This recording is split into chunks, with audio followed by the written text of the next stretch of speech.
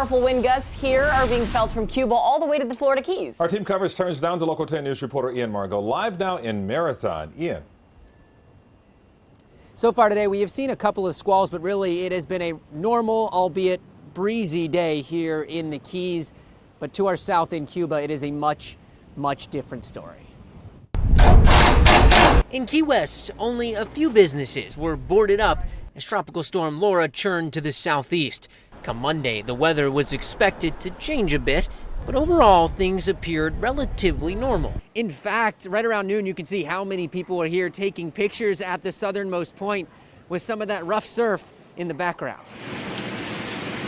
But just across the Florida Straits, a much different scene in Cuba.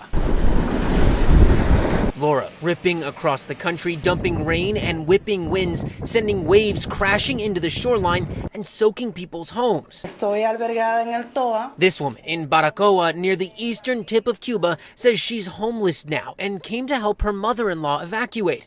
Roofs were ripped to shreds by wind gusts up to nearly 75 miles per hour, and trees were knocked down into roadways. And now local authorities are just trying to help people pick up the pieces. We are focused on everything that has to do with supplies and basic services for the residents while conditions permit.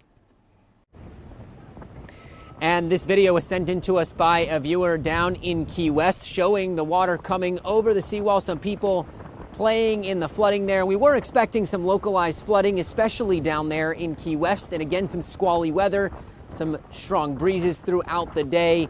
But for the most part here in the Keys, getting to see the best of this, if you will. Back out live here in Marathon, the totality of the impact of this storm, especially there in Cuba, still to be seen.